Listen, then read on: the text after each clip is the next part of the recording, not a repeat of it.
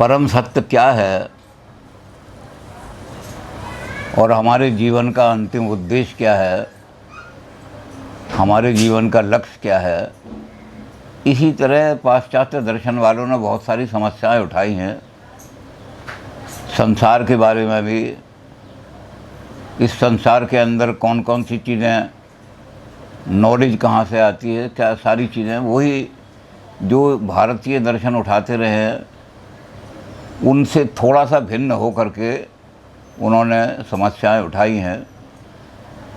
और उन समस्याओं का निदान करने के लिए उन्होंने खोजे हैं रास्ते अलग अलग।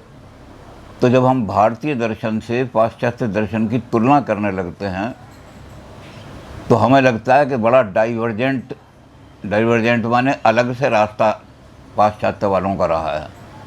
हमारे दर्शन से और उनके दर्शन से जब दो लाइनें अलग चलती हैं, कहीं कहीं आके मिल जाएं, ये स्वाभाविक है क्योंकि दर्शन में चिंतन है परम सत्य के बारे में, तो मिल जाएं। लेकिन वो अपना इंडिपेंडेंट बिल्कुल उन्होंने सोचा है और उस सोचने में उन्होंने अपने तरीके से जितने भी थिंकर हैं, पाश्चात्य थिंकर आज तक भी वो सोच रहे हैं, अलग अलग तरीके से विचार कर रहे हैं।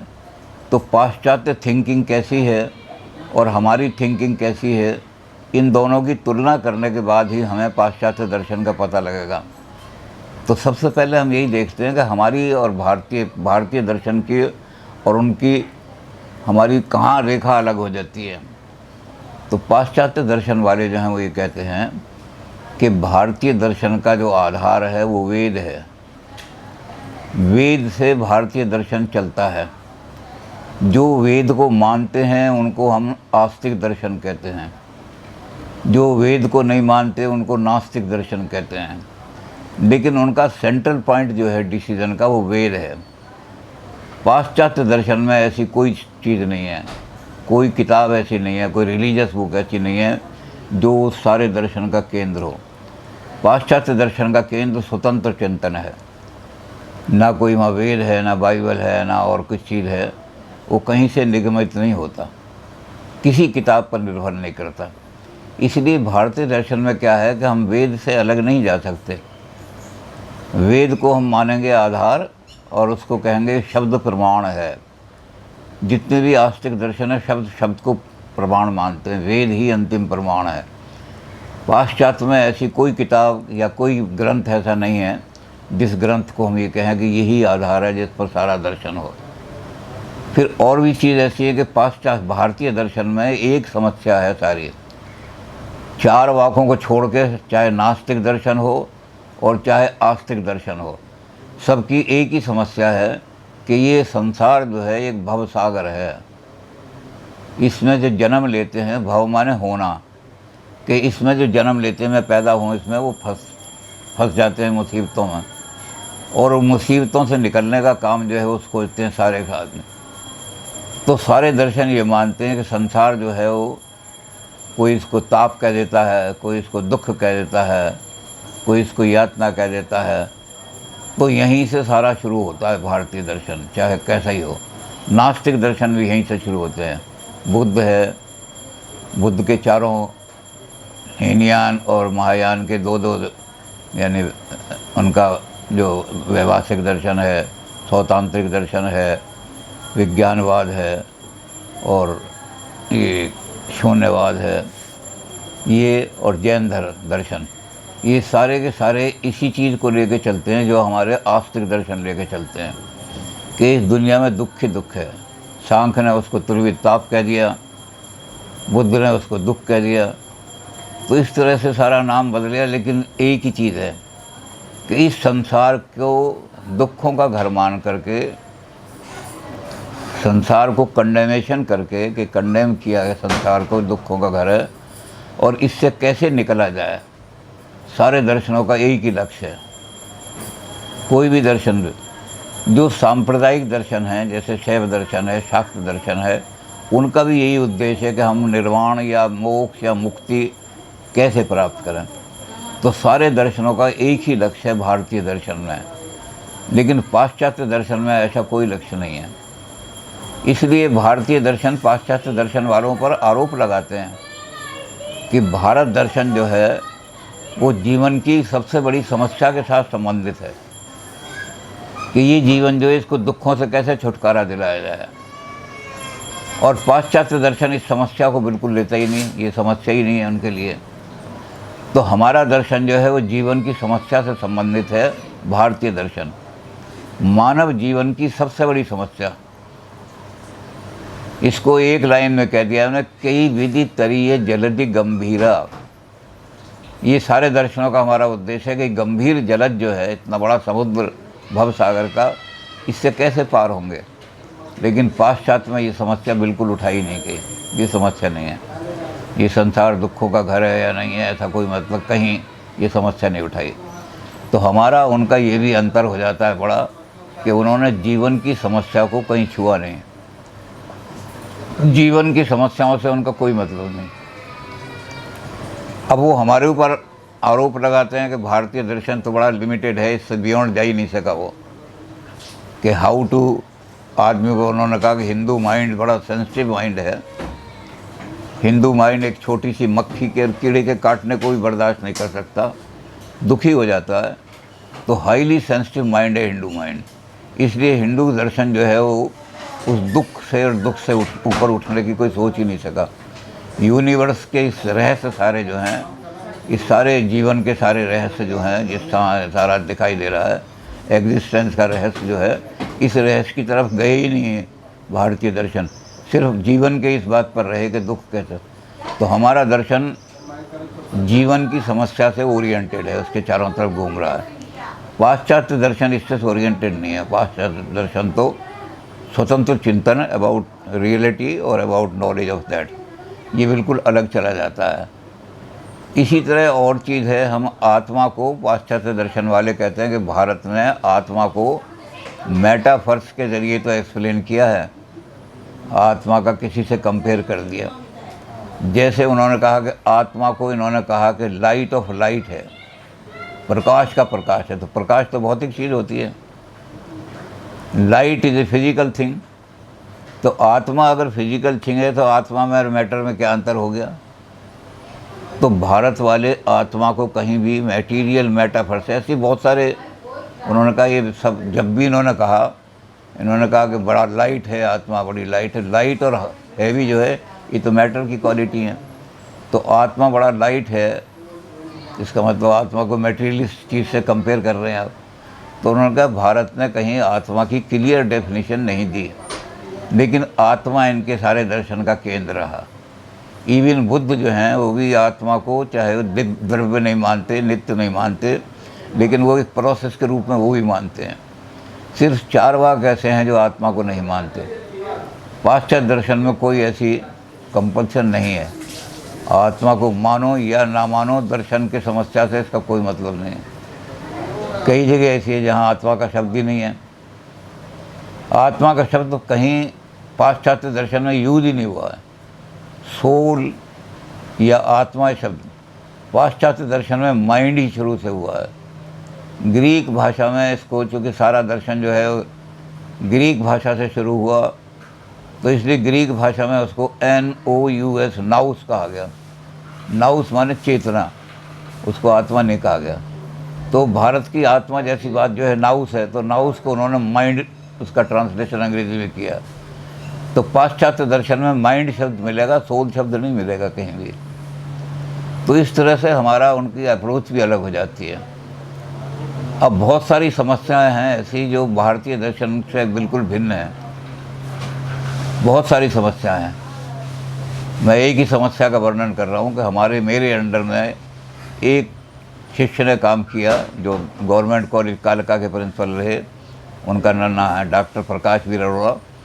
उनकी समस्या थी द थ्योरी ऑफ मीनिंग। अब ये ऐसी समस्या है जो अलग तरह की समस्या है, इसमें कोई आत्मा का परमात्मा ध्यान नहीं है। थ्योरी ऑफ मीनिंग जो है उसमें कहा गया कि what is the meaning of meaning. जब आप ये कहते हो कि जल मीन्स वाटर, तो वाटर मीन्स जल, ये तो सब्स्टिट्यूशन हो गया, मीनिंग तो नहीं हुआ। आपने कहा व्हाट इज़ वाटर, आपने कह दिया जल। व्हाट इज़ जल, आपने कह दिया वाटर। तो ये मीनिंग, आपने इसी को मीनिंग कह दिया कि यही मीनिंग है। तो डिक्शनरी मीनिंग नहीं होते। तो उन्होंने इसी विषय पर काम किया है। अब मुझे भी बड़ा दिक्कत पड़ती थी कि मीनिंग ऑफ मीनिंग, तो इसलिए फिर उनको मैंने इंग्लैंड भेज दिया, क्योंकि वहाँ बहुत काम हो रहा था मीनिंग, फिलॉसफी ऑफ मीनिंग पर।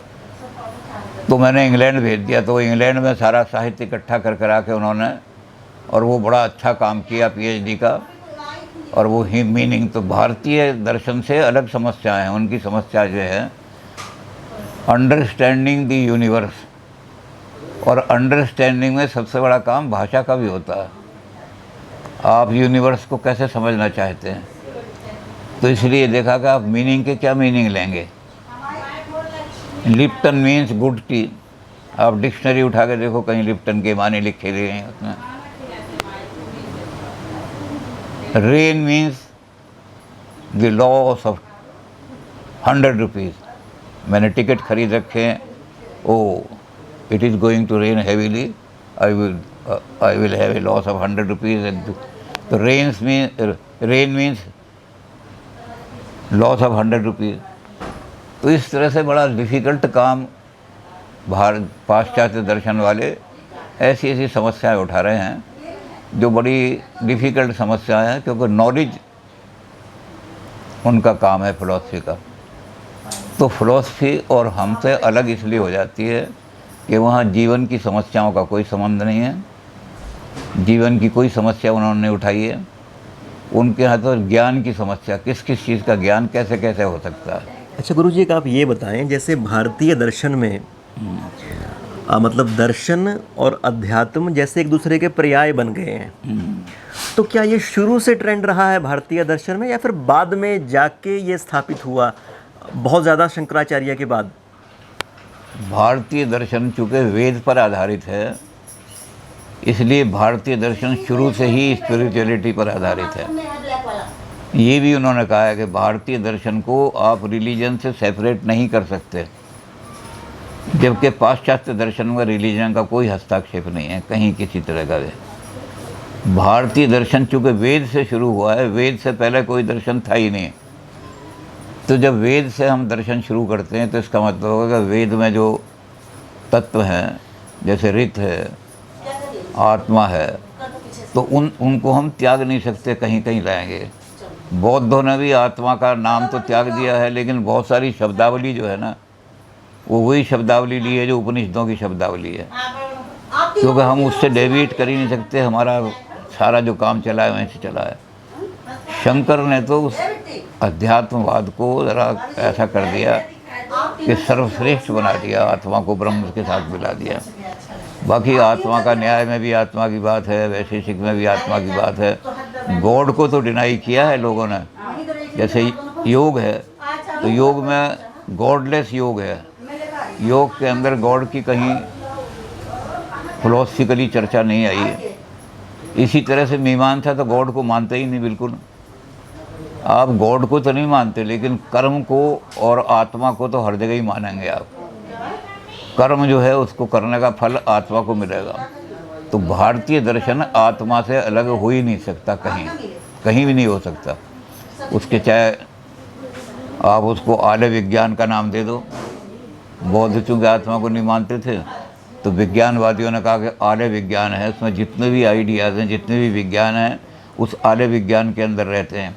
और इस आलय विज्ञान का ही प्रोजेक्शन बाहर का जगत है। बाहर का जगत बिल्कुल झूठा है, मिथ्या है। हमारा आलय विज्ञान, हमारी दृष्टि, हमारी आत्मा के अंदर जो भी विचार हैं, वो जैसा बाहर प्रोजेक्ट करते हैं वैसा ही हमें दिखाई देने लगता है। तो हमारे यहाँ वो आलय विज्ञान उसको कह दिया, लेकिन वही आत्मा है। इन्होंने शून्यवाद वालों ने उसको आकर के परम सत्य को कहा कि निर्वाण ही शून्य है, और निर्वाण जो शून्य है यही परम सत्य है, इससे आगे कोई सत्य नहीं, निर्वाण से आगे कोई सत्य नहीं। तो उन्होंने निर्वाण को आगे आकर जब छोड़ दिया, तो किसका निर्वाण? उन्होंने कहा निर्वाण होता है, किसका होता है, क्या नहीं होता है, इसको भी हम नहीं जानते, लेकिन कोई चीज़ ऐसी है जो इसके आगे एक्सप्लेन नहीं हो सकती, अनिर्वचनीय। तो हमारा दर्शन आत्मा से छोड़ करके कहीं नहीं जा सका। पाश्चात्य दर्शन में आत्मा के लिए कोई स्थान नहीं है। वहाँ माइंड कहा गया है, आत्मा नहीं है। आत्मा तो है ही नहीं, बल्कि उन्होंने खुद कहा कि ये जो सोल है it is a matter of religion. Church का काम है सोल का काम, फिलॉसफी का काम सोल के बारे में नहीं बात करना। तो इसलिए हमारी और उनकी फ़िलॉसफी बहुत अलग अलग धारा हो जाती है। इसके बारे में मैं कल विकास जी को बता रहा था कि बाहर जैसे दर्शन में यह है, ऐसे ही कल्चर में भी बड़ा भेद है। तो लोग पूछते हैं कि आप जो कहते हो वेस्टर्न कल्चर हमारे ऊपर छाई जा रही है और भारतीय कल्चर नष्ट हो रही है, तो मूल डिफरेंस क्या है, हमारे अंदर क्या चीज़ ऐसी है जो हमारी न। तो उनको हम यही कहते हैं कि वैसे तो बहुत सारी चीज़ें हैं हमारी कल्चर जो आत्मा के ऊपर बेस्ड है, हमारी कल्चर त्याग पर बेस्ड है हमारे, लेकिन बेसिक डिफरेंस हमारा क्या है कि दृष्टिकोण का हमारा कल्चर का डिफरेंस ही भेद है। तो जब कल्चर में भेद है तो फिलॉसफी में भी भेद हो जाता है। तो कल्चर में क्या भेद है, हमारे यहाँ किसी आदमी को कहो कि तू उल्लू है तो वो आपको थप्पड़ मारेगा। कल मैंने इनको एक शेर बताया था कि हमने एक आदमी को एक शेर कह दिया था कि रात उल्लू को ख्वाब में देखा, सारी सूरत जनाब की सी थी। उसने उठा के एक थप्पड़ मारा, उसने कहा मुझे उल्लू कहता है, मेरी सूरत जैसी थी। तो हमारे यहाँ उल्लू को एक बहुत बड़ी गाली समझा जाता है, और उल्लू का मतलब होता है कि निपट मूर्ख, बिल्कुल जिसके अंदर बुद्धि है ही नहीं, बुद्धिहीनता। लेकिन पाश्चात्य कल्चर जो है, जो खड़ी हुई है, वो इस आधार पर खड़ी हुई है, the wise old owl he sat on an oak, the more he heard the less he spoke, the less he spoke the more he heard, let us all be like that wise bird. वहाँ उन्होंने कहा कि the old wise old bird, वो बहुत विद्वान और बूढ़ा उल्लू ओक पर बैठा हुआ था, और ओक पर बैठ करके क्या कर रहा था, द मोर ही हर्ड, दुनिया के लोग इधर उधर की बातें कर रहे हैं, कोई किसी की बुराई कर रहा है, कोई भलाई कर रहा है, कोई अपने किसी तरह तरह की बातें कर रहे हैं, वो बैठ बैठ करके उसको सुनता रहा। और उल्लू बहुत देर में बोलता है, एक घंटे के बाद, डेढ़ घंटे के बाद वो हूटिंग करता है। तो लेस ही स्पोक, वो बोला कम, सुना ज़्यादा उसने। और कहते जो लोग ऐसे होते हैं कि सुनते ज़्यादा हैं, बोलते कम हैं, the more he heard the less he spoke, और the less he spoke the more he heard. अब वो मौन बैठा हुआ तो लोग और सुना रहे हैं अपने गप्पे शप्पे। तो हमें उस वाइज बर्ड की तरह से अपनी कल्चर डेवलप करनी पड़ेगी। तो वहाँ उल्लू कल्चर है, हमारे यहाँ उल्लू के को बुरा माना जाता है, हमारी कल्चर उल्लू कल्चर नहीं है। तो कहा कि आपने तो बिल्कुल ही गड़बड़ कर दिया। मैंने कहा गड़बड़ क्या है, वहाँ माना जाता है। ग्रीक वाले जो हैं वो उल्लू को सबसे ज़्यादा मानते हैं, और लोगों ने ग्रीक से ही लेकर के ये कविता बनाई है वहाँ की। तो जब कल्चर में इतना भेद है तो फिलॉसफी में बहुत ज़्यादा भेद हो जाता है। उनकी समस्याएं दूसरी हैं, हमारी समस्याएं दूसरी हैं। एक ये भी समस्या है बहुत बड़ी, एस.एन. दास गुप्ता ने जो भारतीय संस्कृति, भारतीय दर्शन का बहुत बड़ा 5 वॉल्यूम में लिखा है, उन्होंने ये भी लिख दिया है। उन्होंने कहा जो यूरोप की भाषा की टेक्नोलॉजिकली जो उसकी टेक्निकल टर्म्स हैं, जो उनसे अच्छी तरह परिचित वाक़ नहीं हैं, और वो उनकी जो चिंतन शैली है उस चिंतन शैली से परिचित नहीं है, वो पाश्चात्य दर्शन को समझ नहीं सकते। हमारे यहाँ आम आदमी भी समझ लेता है आत्मा क्या है, भैया मेरी आत्मा ये सारा, आत्मा मेरी ये कह रही है, मेरा मन ये कह रहा है, आम आदमी। लेकिन पाश्चात्य टर्मिनोलॉजी और पाश्चात्य जो विचार हैं उनकी चिंतन शैली को वही समझ सकता है जो वहाँ की लैंग्वेज से। तो ग्रीक भाषा में बहुत सारे शब्द ऐसे हैं जिनका अभी तक अंग्रेज़ी में ठीक अनुवाद नहीं हो सका। ओहो, अंग्रेज़ वाले भी कह रहे हैं कि ये इसका अनुवाद नहीं, ये होना चाहिए। जिसका तस लिया उन्होंने भी। जैसे फ्रायड ने ईड जो है उसका ट्रांसलेशन किया, तो ईड का ट्रांसलेशन फ्रायड को कोई मिला नहीं अंग्रेज़ी में, उन्होंने कह दिया ईड माने सेक्स। अब लोगों ने कंडेम किया कि ईड माने सेक्स कैसे हो गई, फ्रायड में देखो। तो फिर उसे चेंज करना पड़ा, उन्होंने कहा ईड माने लिबिडो, तो ईड को लिबिडो से मिला दिया, ईड लिबिडो। तो लिबिडो का भी माने उन्होंने कहा, तो लिबिडो का मतलब क्या है? तो कुछ लोगों ने कहा कि लिबिडो का मतलब सौंदर्य बोध, सौंदर्य शास्त्र। और फ्रायड के शिष्यों ने कहा नहीं, लिबिडो माने सेक्स, काम वृत्ति। तो ग्रीक के शब्द बहुत सारे ऐसे कठिन शब्द हैं ग्रीक भाषा के, जिनका अभी तक अंग्रेजी में भी ठीक अनुवाद नहीं हो पा रहा। नहीं, और हिंदी में तो बहुत दूर की बात अब है। ग्रीक भाषा में एक चीज़ ऐसी है कि ग्रीक भाषा में alpha beta gamma delta epsilon theta kappa lambda mu nu, ये सारे के सारे शब्द आप देखो तो उसमें क्या होगा कि एच के लिए कोई शब्द नहीं मिलेगा। ग्रीक भाषा में एच नहीं है, तो इसलिए क्या होगा, जब आप लिखेंगे HONOUR तो एच को आपको जो है उसको हटाना पड़ेगा। तो आप लिखेंगे तो हॉनर और पढ़ेंगे उसको ऑनर। आप लिखेंगे तो हॉस्पिटल, पढ़ेंगे उसको हॉस्पिटल, अस्पताल अस्पताल। तो ग्रीक भाषा के शब्दों को भी समझने के लिए हमें बहुत सारी चीज़ें देखनी पड़ेंगी कि ग्रीक भाषा के कौन से शब्द ऐसे हैं जिनके कारण से बड़ा कन्फ्यूज़न हो जाता है समझने में, हम उन चीज़ों को समझ नहीं पाते। फिर उनका जर्मन वालों ने उनका क्या ट्रांसलेशन किया, फ्रांस वालों ने क्या किया, अंग्रेज़ों ने फिर क्या ट्रांसलेशन किया। फिर ग्रीक से जो है बहुत सारी चीज़ें लैटिन में गई, क्योंकि ग्रीक सभ्यता जब नष्ट हो गई थी तो रोमन सभ्यता खड़ी हो गई। फिर रोमन से फिर वो अंग्रेजी और वो में। रोमन सभ्यता जो खड़ी हुई, इसमें रोमन लॉ तो आज तक दुनिया मान रही है। आज हम दुनिया रोमन लॉ का ही सारा काम कर रहे हैं, जितना हमारा जो भी हमारी जूरिस्प्रूडेंस है वो सब रोमन जूरिस्प्रूडेंस है। तो रोमन लॉ अब तक खड़ा हुआ है और वही टर्मिनोलॉजी हो रहे हैं जी, writ of certiorari, writ of फला फला हैं जी, writ of mandamus, writ of habeas corpus, वो सारे रोमन शब्द से उग रहे हैं हमारे पास। तो सारी जुडिशरी जो है वो उसको जानती है, आम आदमी नहीं समझ सकता उनको।